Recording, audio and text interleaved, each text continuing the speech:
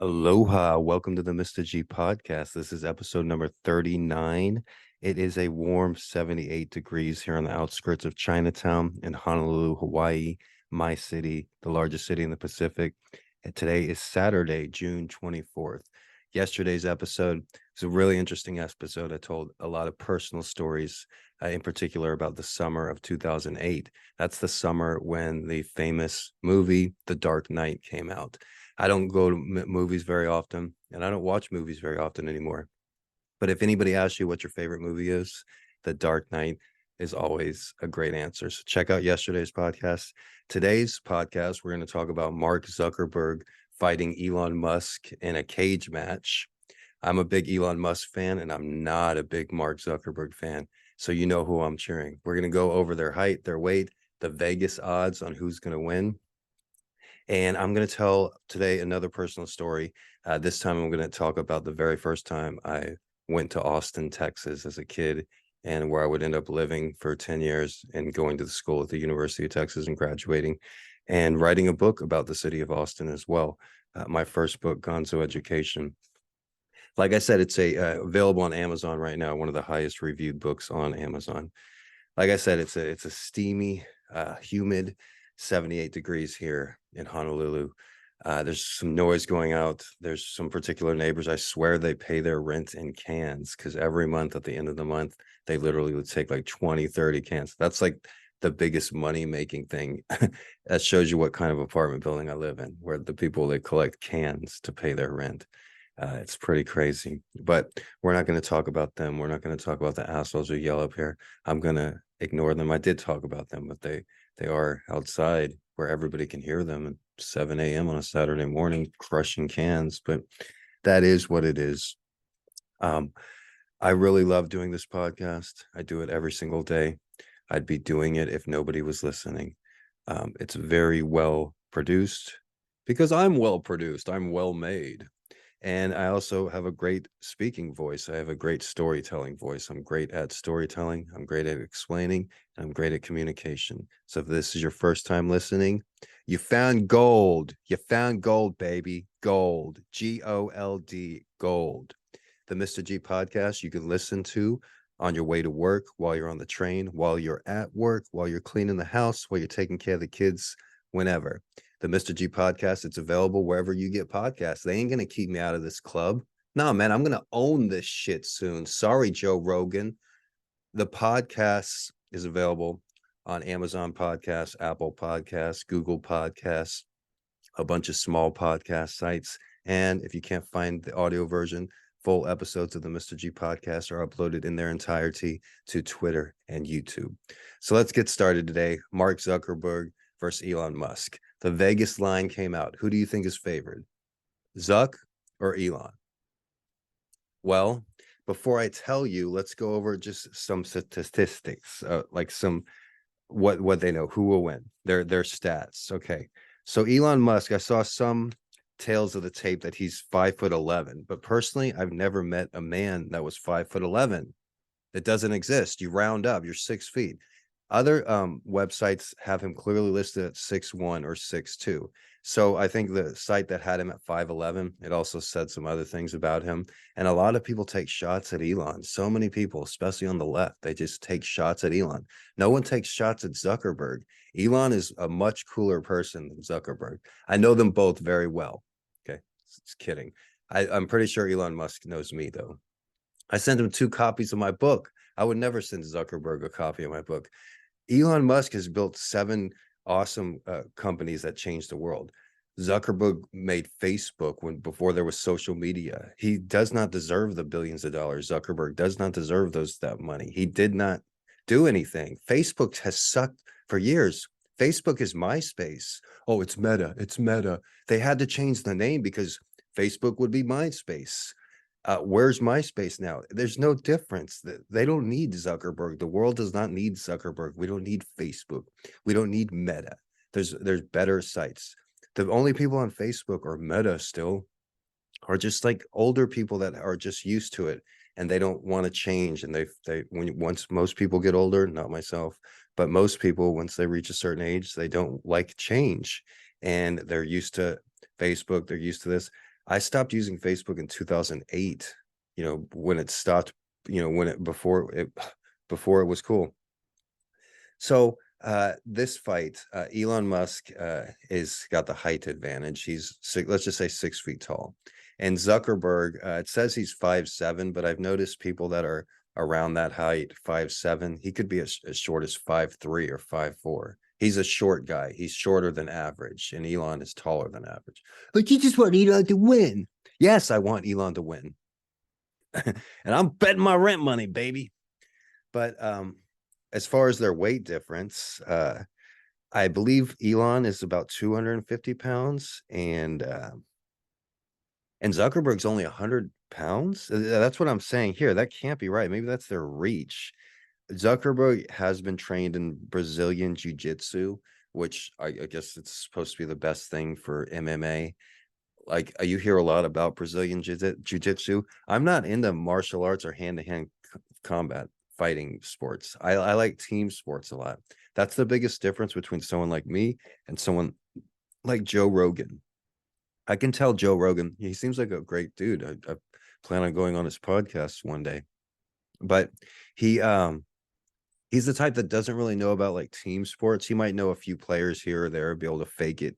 But he's an expert at MMA and probably boxing and stuff like that. And I'm the exact opposite, where I see something in team sports that's just attractive to me, like the underlining storyline, I guess, and a lot of different aspects that go into it, and the analogy of having a goal, and the ball is the goal, and the analogy of how it works with life, in real life, and basketball and soccer is the same way. And those are the two sports I like, soccer and basketball, because you have a basketball or a soccer ball, and then you have a goal, and you're trying to get that ball in the goal. Sometimes you're good enough to dribble between your legs and slip by the defenders and trick this person and that one, and you're strong enough to kick it all the way into the goal from halfway from center field. But most of the time you need help, you need teammates, you need a group of people helping you, and you all have the same goal of getting this ball into there. So then you pass to this guy, then two guys run there, and you set a pick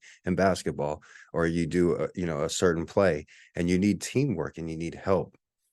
So that's something that has always appealed to me. Whereas hand-to-hand combat, it's pretty fucking simple. It's the oldest sport. I would say walking is the oldest exercise, but boxing and fighting, that's probably the oldest sport back in our early ancestors. What other way would they settle their differences? You're not taking them to small claims court. Hey, the caveman down there, he took my woman. But so that's in our DNA, and I'm not human. No. But I feel like it's kind of like more evolved when I see like hand-to-hand combat.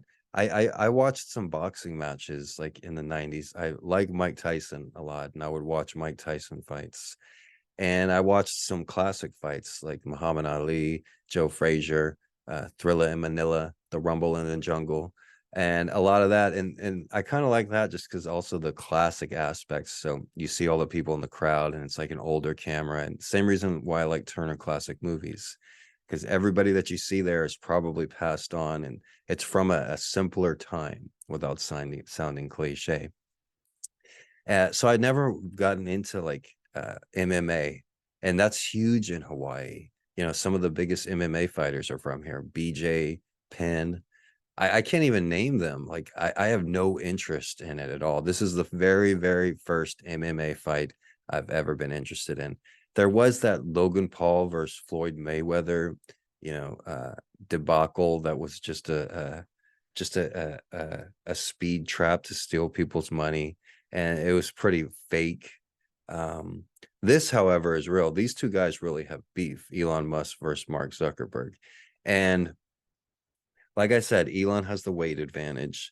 Zuckerberg, he seems to have more experience, but everybody's saying, oh, Elon doesn't have any experience. But Elon doesn't say all the experience he has. Zuckerberg, he's posting on Facebook all of his jiu-jitsu championships, and apparently he did succeed in winning a gold medal in jiu-jitsu, not an Olympic gold medal, but some rinky-dinky gold medal. And he did lose, like he got choked out on his way there. But they're overall, Elon's a much tougher person than Mark Zuckerberg. Like Zuckerberg seems very weak. I noticed, is that a cat in this picture of him? Is that a cat? I think there's a cat in the corner of this picture. But I got my money on Musk. Everybody says Zuckerberg is gonna kick his ass, and I don't know why they say that, because they've seen him in jiu-jitsu. But Musk is bigger, has a huge weight advantage, so he'll probably have to lose weight, or Zuckerberg, they'll have to get that somewhat closer. And it's as far as their mental goes, Zuckerberg, both of them have all the money in the world to have all the best trainers in the world, and it comes down to personal character. And I think Elon just has a much stronger character. He's just a stronger person. And Zuckerberg, he could have been raised. He'd be the same person if he spent the last 20 years in his mother's basement, smoking pot and watching cartoons. Like, it's just phony. He didn't do anything. He just won the fucking lottery. Like, that's all Zuckerberg did. Elon Musk has really like changed the world. But with that being said, I have my money on Elon. Vegas came out with the odds today, and Elon Musk is a 3-1 underdog versus Zuckerberg. So if you bet $100 for Elon Musk to win and he wins, you win $300 for only risking $100. If you bet $100 for Zuckerberg to win and he wins, you win about $33. So I figured Zuckerberg would be the favorite, but I didn't think he would be such a high favorite. But like I said, they're going on the information that they have. They know Zuckerberg is experienced in Brazilian jiu-jitsu. But what they don't know is that Elon Musk is also experienced in karate, taekwondo, and judo. Now, to me, Brazilian jiu-jitsu is the same exact thing as karate, taekwondo, and jiu-jitsu. I don't know the difference. I don't plan on knowing the difference. But this, like I said, is the very first fight that I've ever been interested in. Now, everybody's saying that that Zuckerberg's going to win. From Sports Manor here, we have they wrote, competition in business appears to be insufficient for the two of the IT industry's most influential billionaires. Elon Musk and Mark Zuckerberg have stated that they want to resolve their differences in a cage fight. Elon Musk and Mark Zuckerberg will probably get into a cage, which was initially promoted by Musk himself. In reaction to Elon Musk's latest tweets, so everybody knows about that. So does Elon Musk have any MMA experience? According to this article, he's known for his expertise in Brazilian Jiu-Jitsu. Known for his expertise in Brazilian Jiu-Jitsu, Zuckerberg is a fan of the sport and has quite the experience.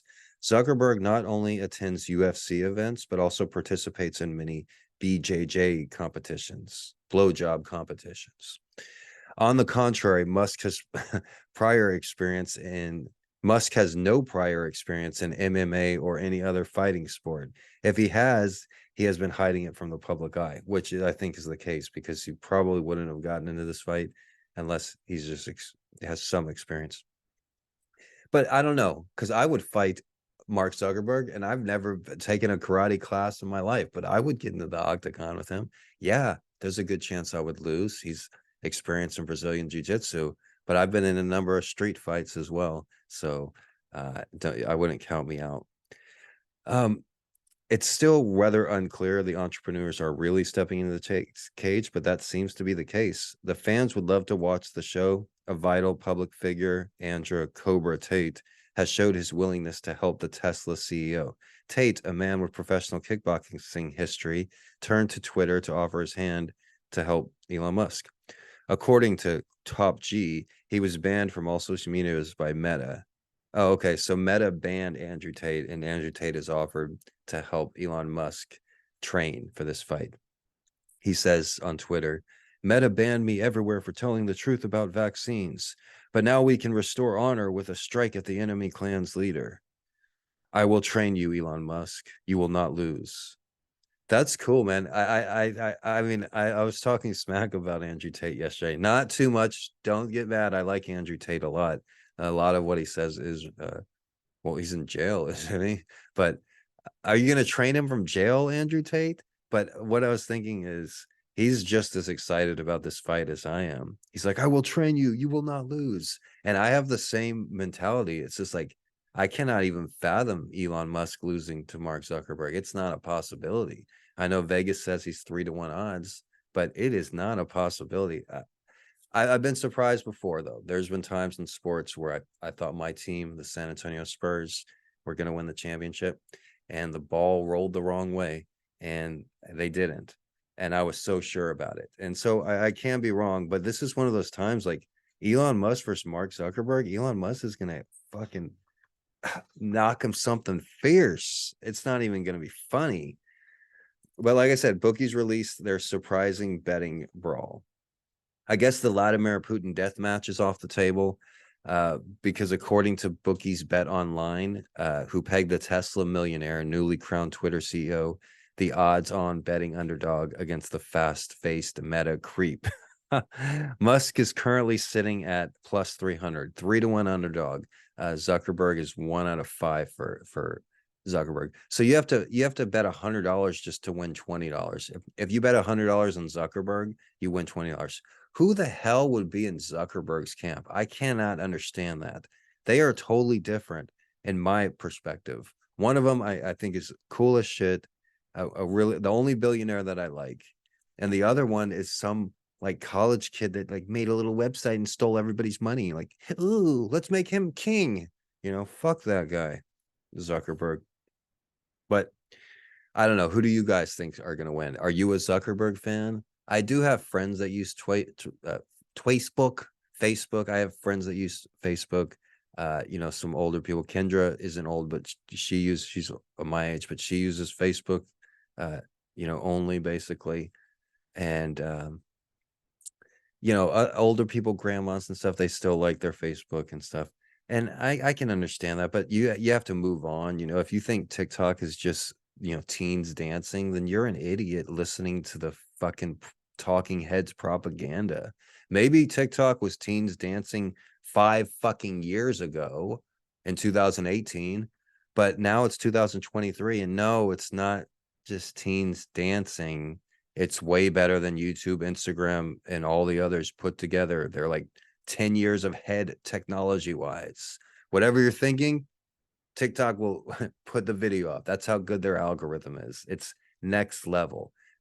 Everything sounds better on TikTok. Videos sound better. Videos look better. They're clearer. Every little thing of video making or content making or content consuming is way better on TikTok. So when you hear people that use Facebook only, what's the word I'm looking for? They use Facebook like religiously, not religiously, but just like that's the only thing they use. There's a word that slipped on the tip of my tongue, but it's the only thing they use. And you got to be open-minded in life. They say, when you're nervous about doing something, that's a good sign. That means you're growing. You want to get rid of familiarity, and it breeds contempt. Familiarity breeds contempt and content at times.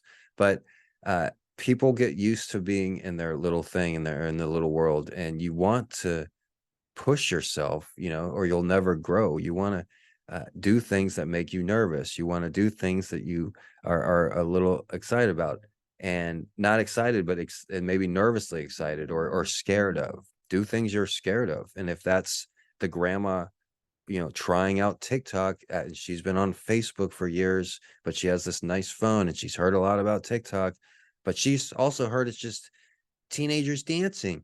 But no, it's for everybody. And like, I don't know why anybody would, if you're scrolling on Instagram or Facebook or Twitter, even Twitter, okay, because you can get some like really hardcore videos on Twitter and lots of news on Twitter.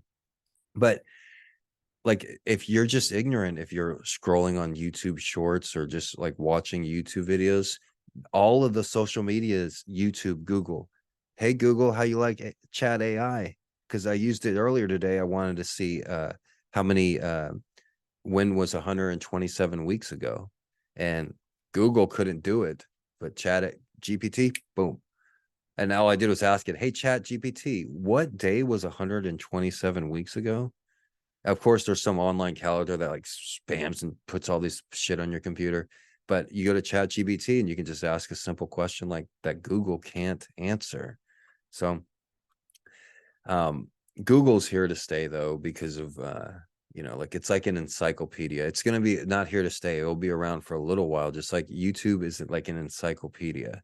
If you want to see something that happened like 10 or 20 years ago, or a commercial from 30 years ago, it's just somewhere. Like a lot of people, they just make their TikToks and then they just post on YouTube just for posterity. Like, I'll just put it on YouTube. Don't even care about it. Don't even put hashtags. Don't even do the description, or do the same name of every video. And you just put it there because it's just going to be there. So if something happens to TikTok, if for some reason they get taken down by fucking the freest country, the politicians of the freest country in the world, then at least you have it at a second spot.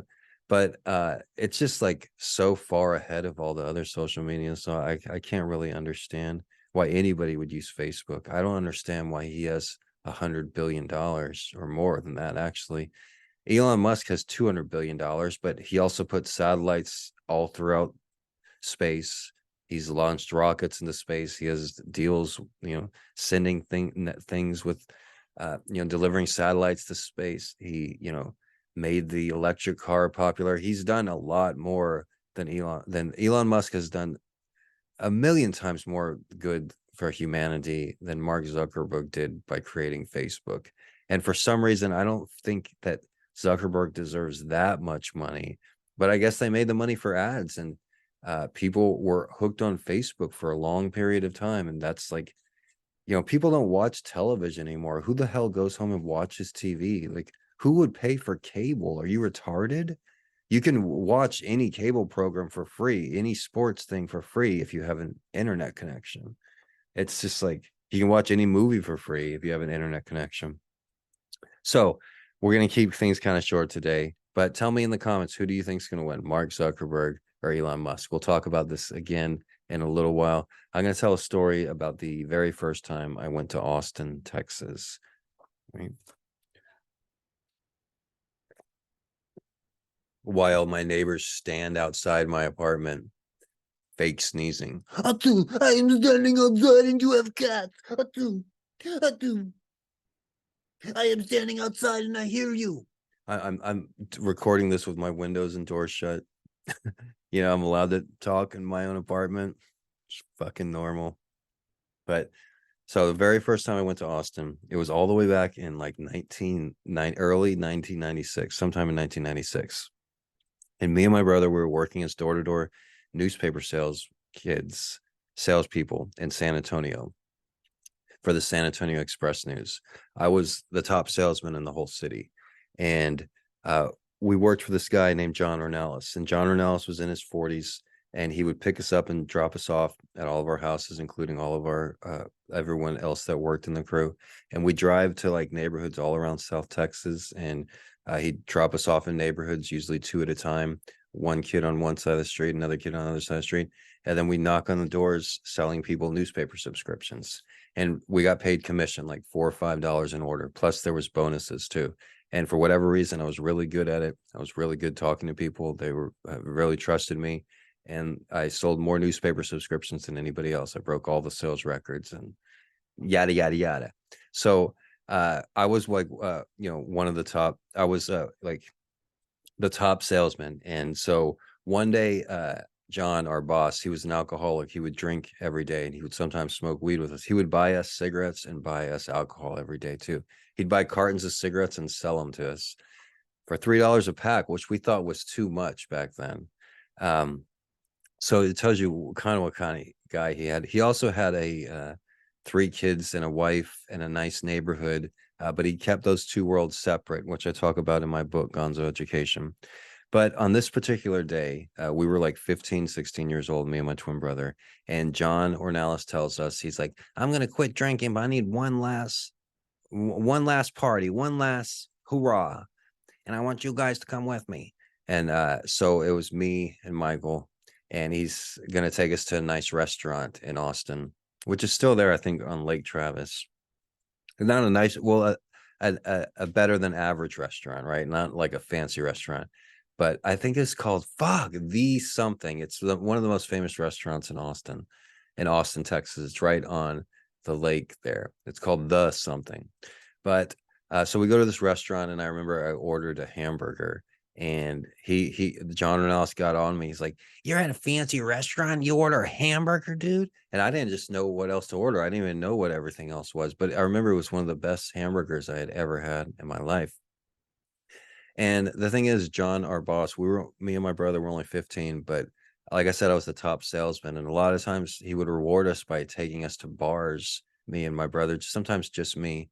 And he would buy us alcohol and just say that we were his sons. Back then in the 1995, 1996, that was something that he could get away with. And so we were at this restaurant. I had a couple drinks, as a 15-year-old.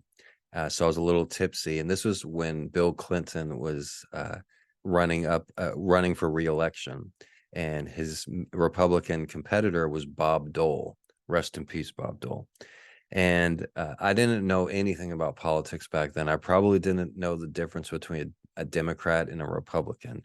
Now I know a lot about politics. I studied politics in school and learned about it throughout the years.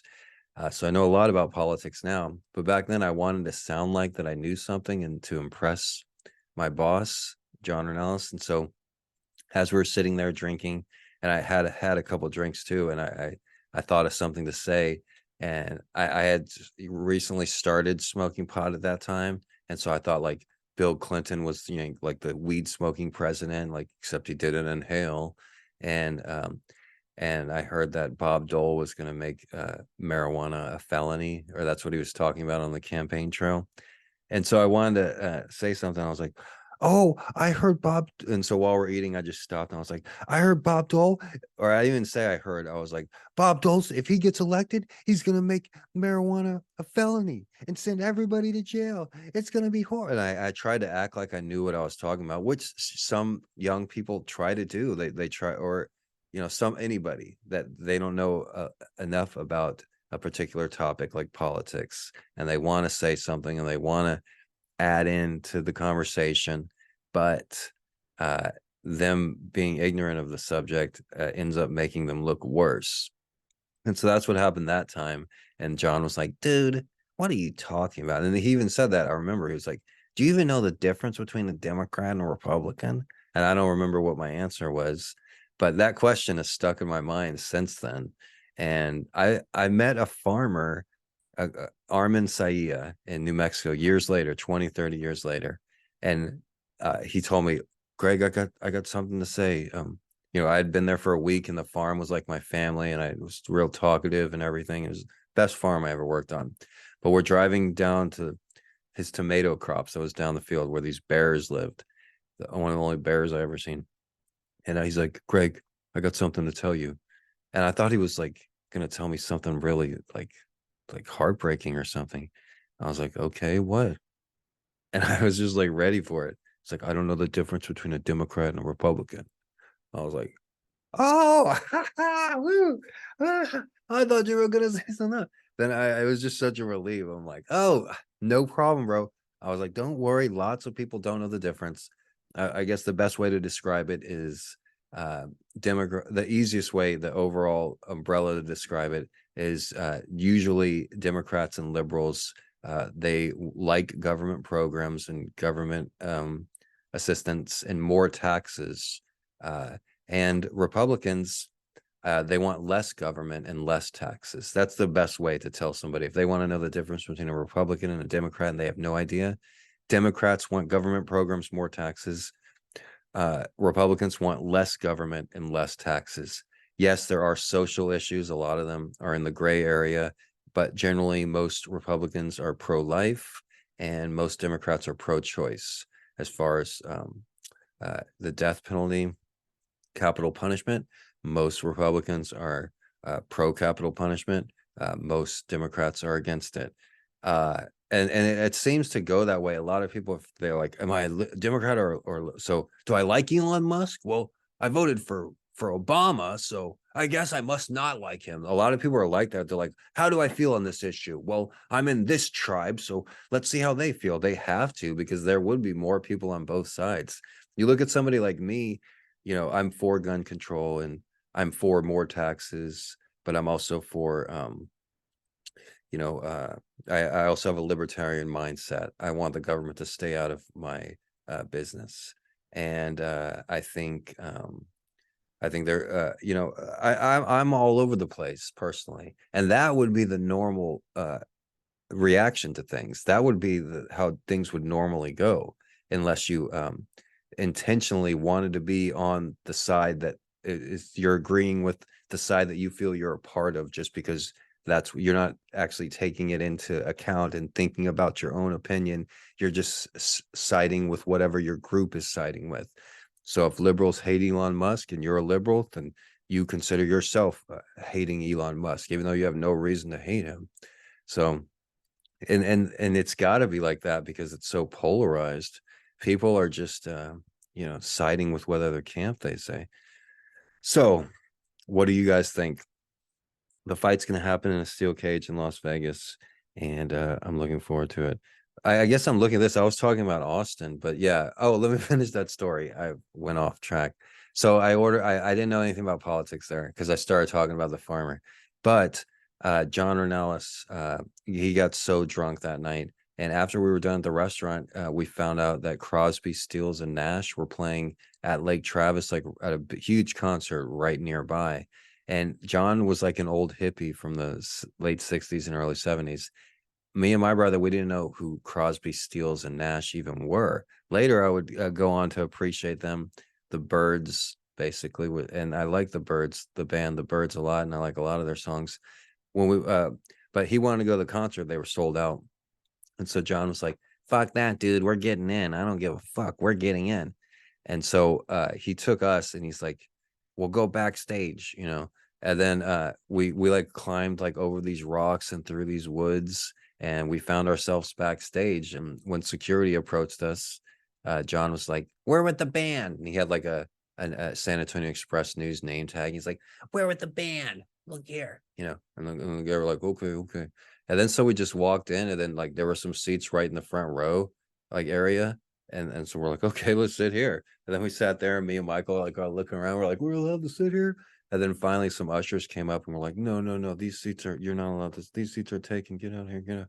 And then so they walked us over to like another seating area, like the middle area. So we were like backstage. Then from backstage, we went and sat right in front of the stage on some folding chairs that were all set up, and there was people already sitting there. And then that lasted like less than 5 minutes, and the ushers came and were like, "What are you guys doing here? Where's your tickets?"